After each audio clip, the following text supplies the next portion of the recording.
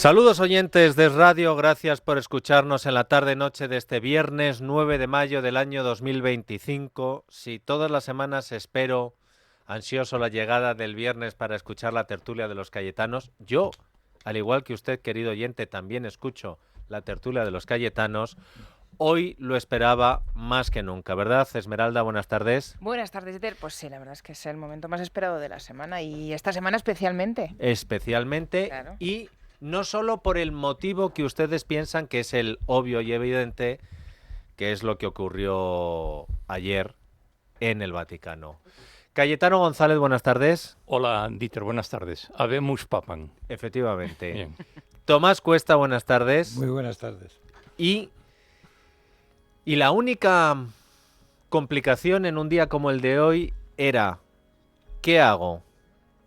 ¿Trastoco la liturgia de los Cayetanos? ¿La mantengo férrea? Y al final, a riesgo de equivocarme y a riesgo de contradecir lo que dije ayer, de que si la Iglesia lo mantenía, este programa se mantiene, creo que hoy voy a hacer un cambio que espero luego entiendan los oyentes. Y el cambio va a ser: Cayetano González, a las 8:02, 7:02 en Canarias. ¿Quién es el Cayetano de la semana para ti hoy? ¿Me dejas decir una cosa previa? Que esta duda que te ha albergado no sé cuántas horas, yo también la he tenido. Dice, claro, dice, porque la he tenido. Dice, o sea, digo, pero bueno, gracias a Dios no es mi responsabilidad, que Dieter decida, ¿no? Pero la he tenido porque era complicado, ¿no? Bueno, dicho eso, pues con todo el respeto, porque no quiero frivolizar con el tema, con todo el respeto y con todo mi admiración y mi cariño, se lo doy al nuevo Papa León XIV. Pues a partir de aquí os voy a contar qué es lo que ha pasado hoy y luego os pregunto por qué sabía que Cayetano iba a tener esta elección, de ahí mis dudas, y además sé que si no terminó sus estudios en teología fue porque no los empezó, pero como si tal cosa, Tomás Cuesta. Vamos a empezar por ahí y luego cuando Tomás, al que le preguntaré también quién es su Cayetano de la semana, responda, entenderéis por qué he dividido esta primera parte del programa en dos bloques y por qué antes de la cuenta, que hoy también será especial, antes de la cuenta vamos a empezar hablando del Cayetano de la semana, con todo el respeto, que para nuestro Cayetano González es León XIV, que hoy ha oficiado su primera misa en la Capilla Sixtina ante los 132 cardenales que ayer le eligieron a él como cabeza de la Iglesia Católica. Robert Francis Prevost ha llegado vestido de blanco, con zapatos negros, los mismos que usó el Papa Francisco, con la mitra y con el báculo. Se ha situado detrás del altar de la capilla y ha abierto la misa, esa primera misa, con la invitación a todos los presentes al acto penitencial pronunciada en latín y de fondo el fresco de El juicio final pintado por Miguel Ángel.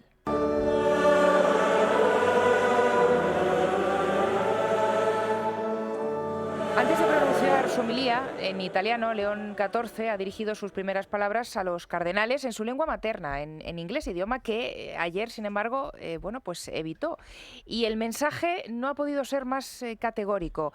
Me habéis llamado a llevar una cruz. Esto es lo que ha dicho y esta ha sido su primera bendición. In nomine Patris et Filii et Spiritus Acto Sancti. seguido, el nuevo Papa ha marcado dos líneas muy claras respecto a lo que va a ser su pontificado. La primera, la evangelización. Eppure proprio per questo sono luoghi in cui Pero urge precisamente la missione, por eso son perché la lugares en mancanza los que di la fede misión es urgente, porta porque la spesso falta de con sé fe Y la conlleva a menudo segunda dramas como ha sido pérdida de sentido. la humildad.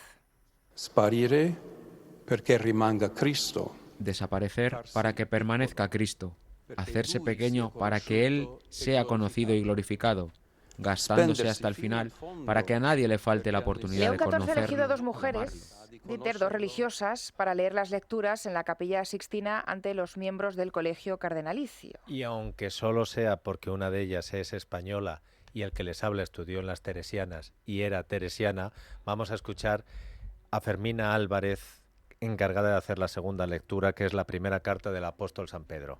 Lectura de la primera carta del apóstol San Pedro. Queridos hermanos, acercándoos a él, Italiano, viva, inglés, español. Una de las primeras decisiones oficiales del nuevo Papa, además de los mensajes que se están dejando con los gestos y las actuaciones, ha sido la de confirmar, como se esperaba, todos los cargos del Vaticano hasta que más adelante vaya decidiendo si los cambia. La misa de entronización de León XIV será el 18 de mayo, día que será el día, para que ustedes lo visualicen de forma más gráfica, que va a salir con el Papa móvil a saludar a los fieles. Ese día se espera la presencia de todos los líderes mundiales. Veremos si repite Donald Trump en el Vaticano, y de Pedro Sánchez no hablo. ¿Qué dice la prensa italiana del nuevo Papa?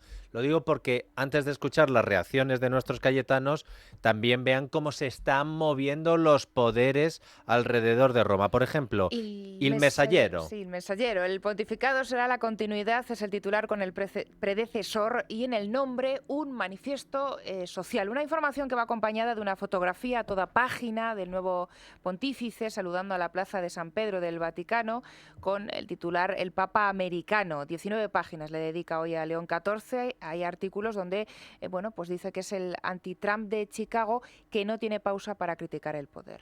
Corriere della Sera hace un análisis donde destaca las diferencias con Francisco. Dice inmigrantes, mujeres en la Iglesia, derechos y parejas LGTB, la línea de León XIV y las diferencias, eso es, con el Papa Francisco. El Papa va a permanecer por el momento, este dato es interesante porque se estaba especulando mucho, va a permanecer por el momento en la residencia de Santa Marta, que es lo que publica el Corriere della Sera. La República subraya la elección de un Papa con un trasfondo diverso, dice que podría ser una respuesta a los desafíos globales que enfrenta la Iglesia y también clave para abordar las tensiones internas. Y luego hay cabeceras como La Estampa, que directamente ponen el foco en que la Iglesia italiana no se habría tomado nada bien el haber perdido otra vez la elección del Papa, porque otra vez el favorito era un italiano.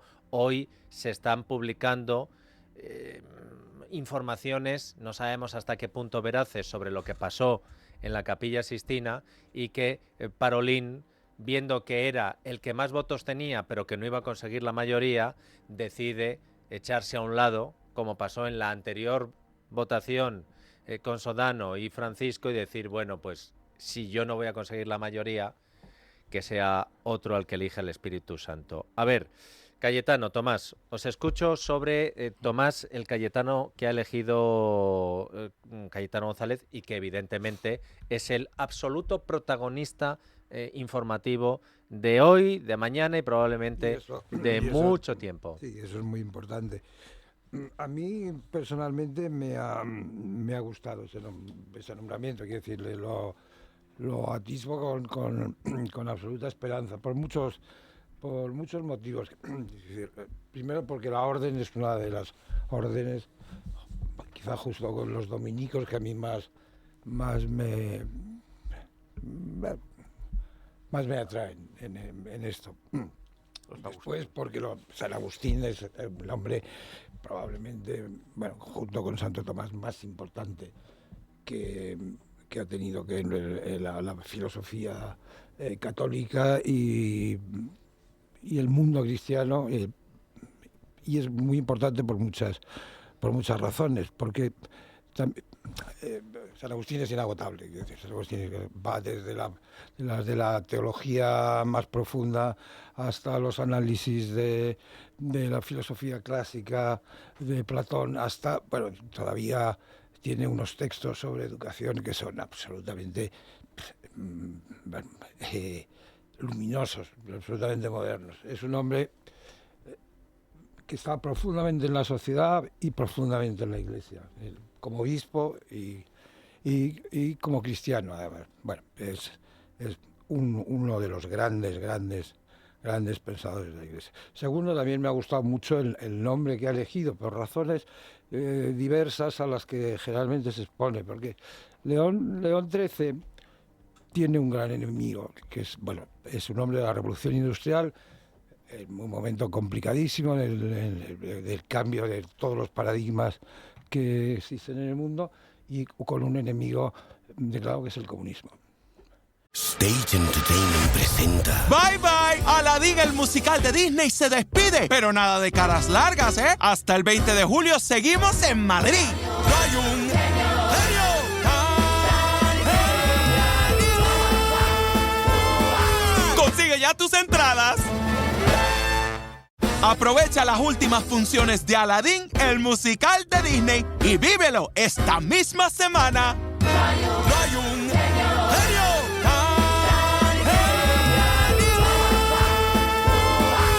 Consigue ya tus entradas.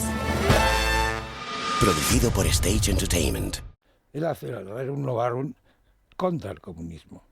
Evidentemente, tiene una doctrina social, porque no le puede dejar la doctrina social a los marxistas. Eso generalmente se olvida, pero es así. Y él se pone en un momento en el que la sociedad tiene que batallar. No estamos en lo social. El gran peligro en este momento es la ausencia de Dios. Y yo creo que el nuevo Papa ha dejado ya de manifiesto qué es eso, lo que tiene es decir, hay que recuperar a Dios.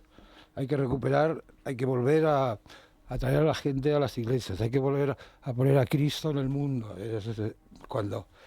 Entonces, toda esa historia que está respecto, así es, vamos, la Iglesia, como se lo quiere hacer marxista, pues no, es un hombre de su tiempo, porque es a la vez un hombre de ciencia y un hombre de humanidades. Es filósofo, teólogo, matemático, y bueno, quiero decir que yo tengo muchas esperanzas, y me parece... Hay otra cosa que es casi anecdótica, pero igual que en San Agustín el personaje decisivo es su madre, en el caso del Papa Bob también es su madre la que le lleva hasta las puertas de la iglesia. Bueno, es un hombre fascinante. Bueno, lo primero, Dieter, si me permites, es felicitar a todos los vaticanistas que hay en el mundo entero, porque no conozco a ninguno que haya acertado. Es decir, pero no aprenderemos. Es decir, cuando Dios quiera llamar a su presencia al actual Papa y tengamos otro cónclave, pues volverá a repetirse, pero es un espectáculo que sigue, que si continuista, que si no continuista, que tal, bueno, en fin. Yo creo que el corte que habéis puesto y que Esmeralda ha subrayado de la homilía de hoy en la Capilla Sixtina, la frase, además me ha parecido muy bien porque yo la tenía también en mente, ¿no? Me habéis llamado para llevar esta cruz. Ser papa es una cruz inmensa, y eso el que se lo crea bien y el que se no lo crea, pues allá él, ¿no? Si quieres, si pueda haber gente que lo entienda más con palabras más vulgares o más de la tal, es un marrón el que le ha caído, un marrón muy fuerte. Yo prefiero llamarle cruz, tratándose del Papa, ¿no? Y en esa se va a inmolar, como se han inmolado muchos papas, como todos recordaremos la inmolación hasta el final de Juan Pablo II, la inmolación de Benedicto XVI y de alguna manera también, por tema de salud, la inmolación del Papa Francisco, ¿no? Con lo cual yo subrayaría lo que ha dicho hoy en la homilía. El primer día es un pontificado, que me habéis encargado que lleve la cruz. Segundo, a mí, que no le conocía de nada, me parece, por los gestos, por las palabras, por tal, una persona humilde, una persona serena, una persona tranquila, una persona prudente, y yo creo que todo eso son virtudes que le van a ayudar en el gobierno de la Iglesia, que no estaría nada fácil. Tercera cuestión que yo quiero subrayar, que Tomás no lo ha dicho quizás por olvido, es doctor en Derecho Canónico. Ah, sí, perdón. Sí, exacto. Y es muy importante para el gobierno de la Iglesia tener este referente, porque el Derecho Canónico es muy importante para la toma de decisiones. Cuarto. Para tener puentes. Sí. Cuarto, pertenece a una orden religiosa, con la que yo estoy de acuerdo con todo lo que ha dicho Tomás sobre los agustinos, pero quiero ver, y esto ya no es especular, hay que esperar, el Papa, qué papel va a dar a los laicos en la vida de la Iglesia y en la sociedad civil, porque estamos en el siglo XXI y ese es un tema muy importante. Yo creo que hay la Iglesia, y no me refiero, no le echo la culpa a nadie, ¿no? Porque estamos hablando de un tema que ya apuntó el Concilio Vaticano II. Es el papel cada día más importante que deben tener los laicos en la Iglesia, y no me refiero solamente a puestos de tal o tal, sino el papel de los laicos en una sociedad moderna del siglo XXI. Perdona que te interrumpa, no es. Él ya resaltó que quiere una iglesia sinodal. Sí. Y luego dos cosas más breves. Una, creo que es muy importante su experiencia pastoral en Perú durante 10, 15 años, ¿no? En la diócesis, o más tiempo. Yo creo que se le ha dado un conocimiento muy importante, y además en una diócesis modesta, humilde, con gente tal.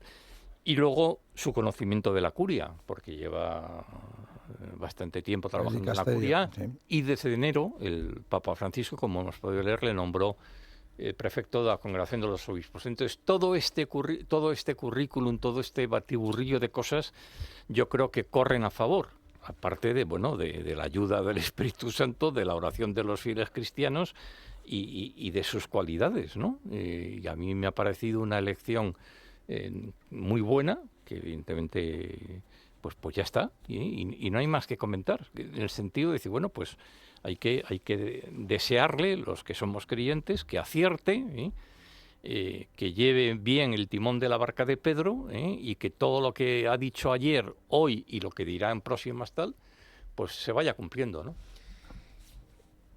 Y aquí vamos con la elección de Tomás Cuesta, porque se lo he dicho en varias ocasiones a usted que me escucha, que el periodismo básicamente es elegir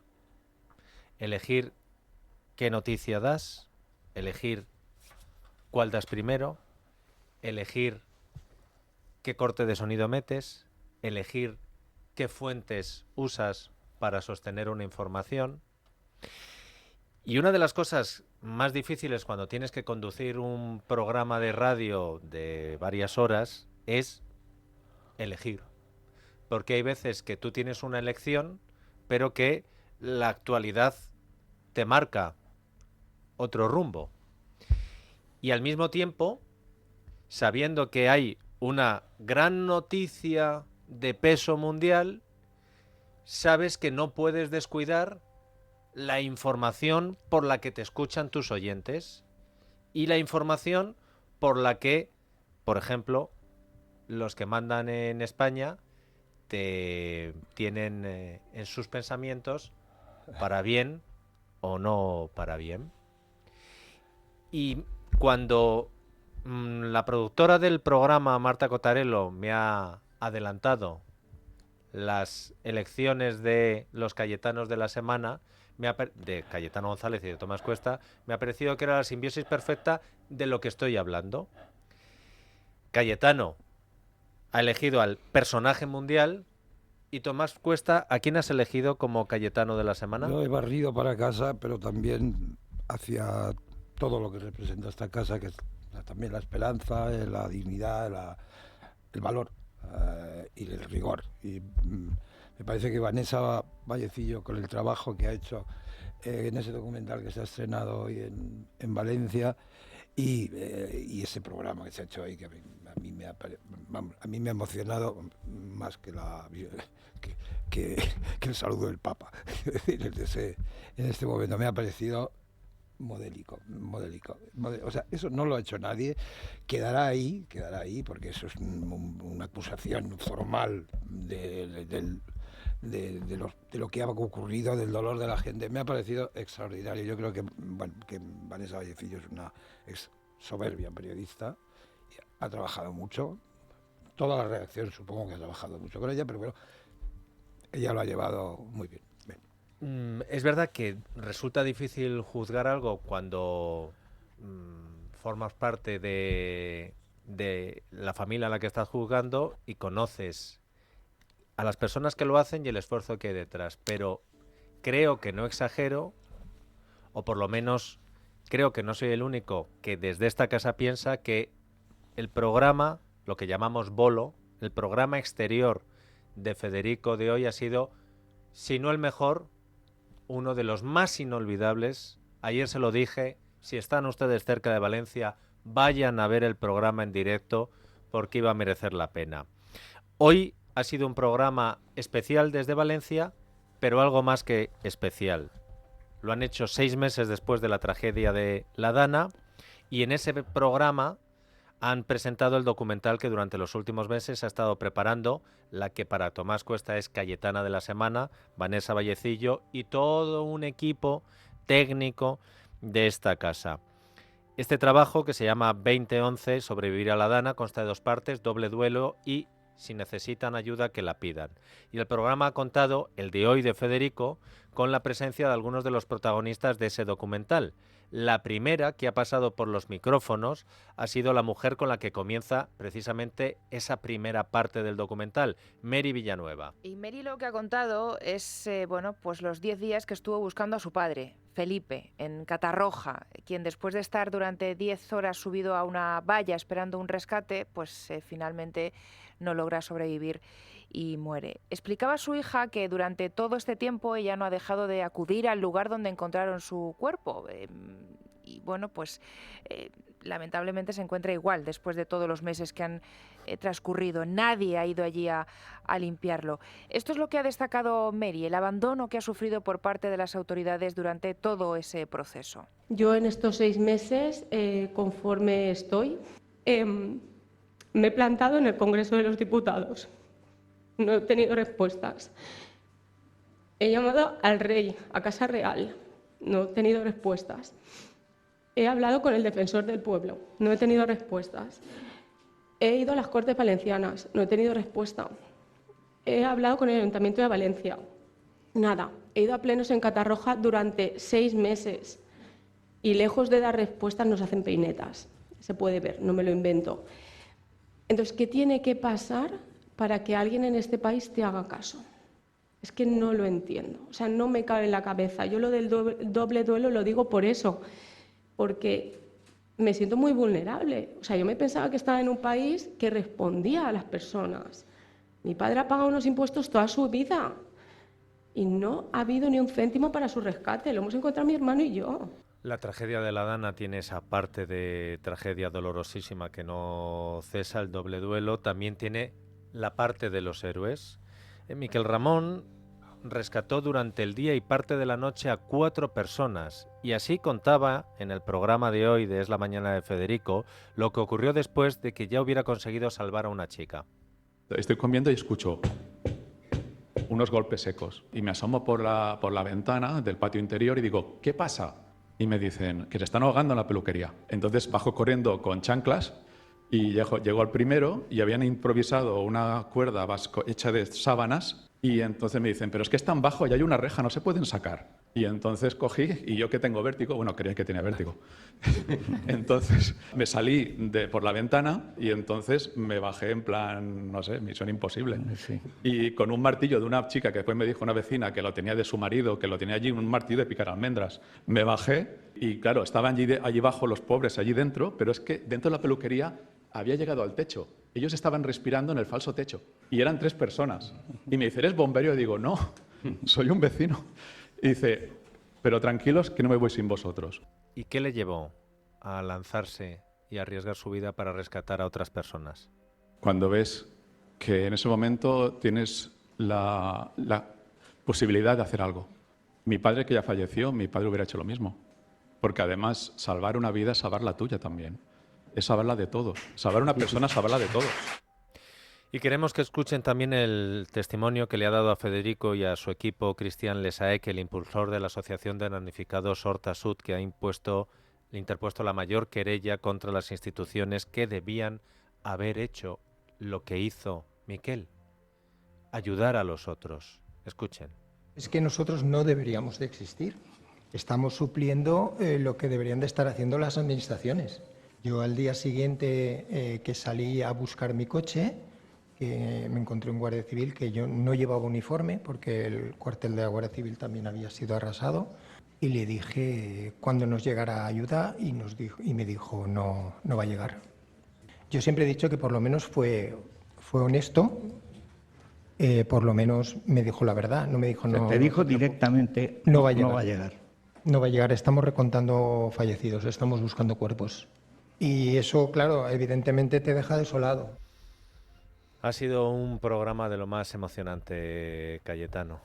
Sí, yo he estado yendo de un sitio a otro, pero estos 3 testimonios los he oído en directo y me han impresionado mucho, como me acaban de impresionar, ¿no? Son muy emotivos, bueno, al final te recuerdan muchas cosas del pasado terrorista de ETA, es decir, del testimonio me refiero de las víctimas, porque al final estamos hablando también de otro tipo de víctimas, de una catástrofe natural, y como lo cuenta Miquel, porque actuó, pues es muy emocionante, ¿no?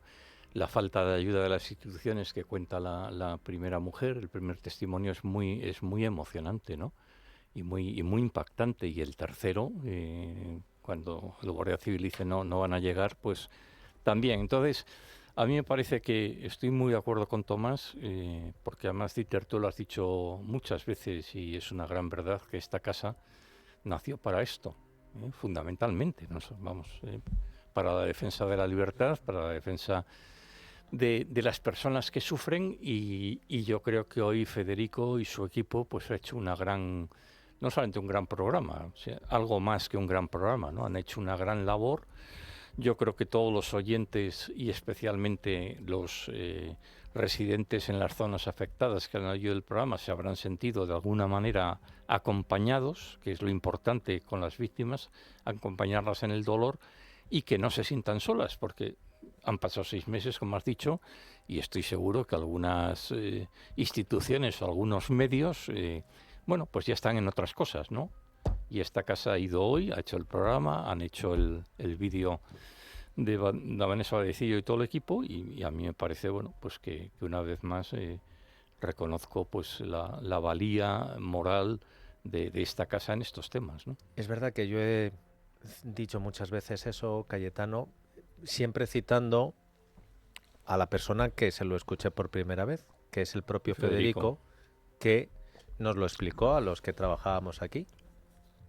Y lo dijo: vamos a montar una radio que las víctimas puedan escuchar. En el contexto en el que lo dijo, estaba hablando de las víctimas del terrorismo y del 11M. Claro. Pero al final Federico todo lo que hace es pensando en las víctimas sin apellidos. Escribe el libro que no te va a escribir nadie para que las víctimas del comunismo lo lean. Monta la radio que no habría montado nadie para que las víctimas del terrorismo tengan una radio que escuchar. Y hoy, en un día como hoy, ha montado un programa especial en Valencia para que las víctimas de aquella dana y de los errores de las administraciones que debían protegerles y ayudarles tuvieran una radio que escuchar en un día como hoy. Así que me parece que, no sé qué pensarán los oyentes, Esmeralda, pero nosotros hemos creído que una vez más nuestros Cayetanos, González y Cuesta, simbolizan a la perfección el espíritu de este programa y que debíamos alterar el funcionamiento ordinario de la tertulia de los Cayetanos, porque no es que la actualidad mande, es que los sentimientos mandan. Si les ha parecido bien, me alegro. Seguro que sí, hombre. Y si les ha parecido mal, pues disculpen las molestias. Vamos a hacer una cosa. Volviendo al orden tradicional del programa, vamos a escuchar la columna de Agapito Maestre. Ojo, si hay un momento en el que leer Filosofía Española de los siglos XX y XXI, del pensar hispánico, escrita por un filósofo llamado Agapito Maestre, es en este momento en el que tenemos un papa matemático y filósofo. Así que les recomiendo las dos cosas. Uno, que vayan a la librería por el libro, y otro, que escuchen precisamente la columna que hoy dedica Agapito Maestre. Pido la paz y la palabra. Habemus papam, Agustino. Me pilló la noticia releyendo en un libro de filosofía, uno de los más grandes de la historia de la filosofía romana, La ciudad de Dios, de Agustín de Hipona. Aconsejable siempre para actualizar qué cosa sea para un filósofo la religión, especialmente la cristiana. Repasaba los diálogos y controversias de Agustín con Plotino. Estaba al final del libro 8. Pocos han expresado tan bien como Agustín la mediación entre el hombre y la divinidad. Un Dios incapaz de la contaminación no puede temer le contamine el hombre, de que sea revestido, o los hombres con quienes trató siendo hombre. Sí, es indudable, Jesucristo es Dios. La ciudad de Dios, una obra tan estoica como cristiana, es recomendable por muchas razones. 3 destacó Juan Pablo II, su exquisita exposición de la doctrina cristiana, la recuperación atenta de la cultura pagana en todo aquello que tenía de recuperable, y que desde el punto de vista filosófico no era poco, y la demostración insistente de la presencia en la enseñanza cristiana de todo aquello que había en aquella cultura de verdadero y perennemente útil, con la ventaja de que se encontraba perfeccionado y sublimado. En fin, cuando oí que este papa era Agustino, me vino a la memoria un ejercicio de caligrafía de mi niñez. Estaba en la Enciclopedia Álvarez y decía, copia caligráficamente 3 veces lo siguiente: el primer camino para llegar a Dios es la humildad, el segundo es la humildad y el tercero es asimismo la humildad. San Agustín. Fin de cita. Y sin embargo, yo me dedico a una profesión de soberbios. La noche de Dieter, con Dieter Brandau, en Es Radio.